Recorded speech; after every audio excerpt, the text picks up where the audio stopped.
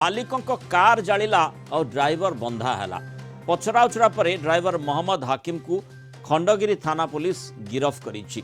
भुवनेश्वर जागमरा अंचल में चाकिरू ड्राइवर को विदा करदेवा पर अभियुक्त ड्राइवर मालिकों कार और बाइक रे निया लगे देता। मोहम्मद हाकिम जागमरार अजित नायक निकट में ड्राइवर भाव काम करुला।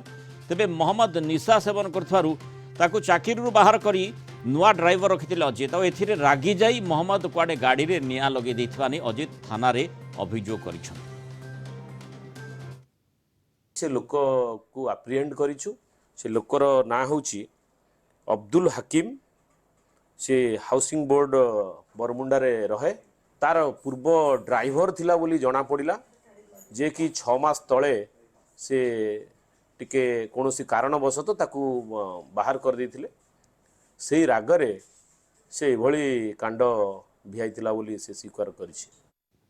भुवनेश्वर रिपोर्टर स्निग्ध चंदन दास सहित जोड़ी अधिक आलोचना करवा। स्निग्ध आपंकर मन थी जो भाव में आम देखीचे ड्राइवर मैंने राजरास्ता को ओह्लैथिले आंदोलन करते सामाजिक सुरक्षा दिगरे माने आंदोलन करा जायथिला।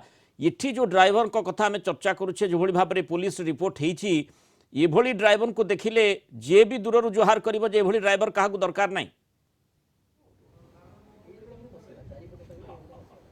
निश्चित भाव आप देखु जागमरा रे घटना घटवा पर राजधानी रे जो माने गाड़ी मालिक माने ड्राइवर रखिंट से माने एबे भयभीत हो गले एवं भय रे जो कि जहाँ सूचना रही कि जागमरा अंचल अजित नायक सी मे मासरे गोटे ड्राइवर रखी एवं जो ड्राइवर निशा सेवन करुथुवारु तांकु चाकरीरू विदा कर देइतिले। परवर्ती समय गोटे नुआ ड्राइवर आनितिले किंतु एई नुआ ड्राइवर आनिबाकू जे अभियुक्त रही मोहम्मद हाकिम से रागी जाइतिले। परवर्ती समय गत 19 तारिख राति रे विलंबित राति रे जेतेबेले अजित नायक एवं तांकर घर लोक शोइतिले से शोइथिबा अवस्था रे तांको जे ग्यारेज रे दुईटी गाड़ी थिला गोटे कार थिला एवं गोटे बाइक थिला एवं से सेताळे तांकर पाचेरी डेई भितर को एंट्री करूची। परवर्ती समय गाड़ी रे निया लगाई पुणी पाचेरी डेई बाहर को पळे जाउथवार सीसीटीवी रे सब किछि कैद होइतिला। जो सीसीटीवी फुटेज आधार रे खंडगिरी थाना पुलिस तदंत करितिला एवं जे अभियुक्त रही मोहम्मद हाकिम को गिरफ्त करा जायछि।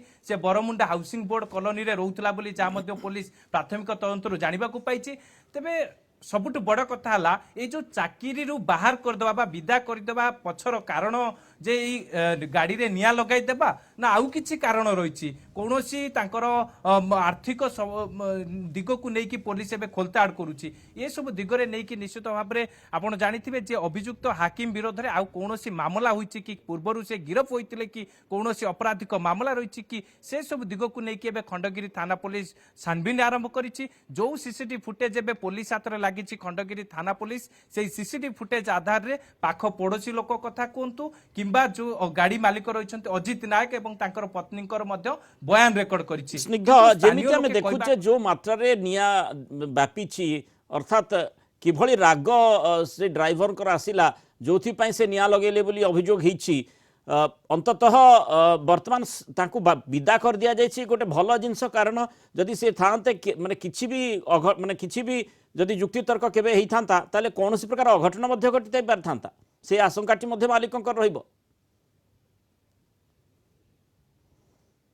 निश्चित भाव में आप जानतु जो भाव में जहाँ से गाड़ी मालिक अजित नायक जो भाव में सूचना देते आमको जे कहवा कथा जे मे मासरे जेहेतु ये जानवा पाइले जे अभियुक्त मोहम्मद हाकिम से निशा सेवन करुछंती तांको कथा मानु नाहंती गाड़ी ठीक भाव में चलाऊ नाहंती। परवर्ती समय मोहम्मद हाकिम को तांकु चाकरी बा ड्राइवर चाकरी विदा कर देथिले अजित एवं परवर्ती समय जेहेतु तांकर ड्राइवर समस्या रही से कि से आ गोटे नुआ ड्राइवर रखिथिले एहाकु जानि परिथिले जे अभियुक्त मोहम्मद हाकिम एवं परवर्ती समय तांको जो जागमरा स्थित जो कृष्णा गार्डन अपार्टमेंट को आसीथिले एवं सेठारे तांकु मध्य धमक चमक देथिले अजित को मोहम्मद अर्थ कि प्रकार मानसिकता से ड्राइवर रही जदि मत चाकरी विदा करदेल मु चाकरी रही ना ताले आउ क्या रखी देवी ना आ जदि रखुच ताहले ए प्रकार स्थिति उत्पन्न होब जेमती आमे देखुचे जो मात्रा माने से रागी जाई निया लगे अभियोग होइछि गाड़ी गुड़ी करे।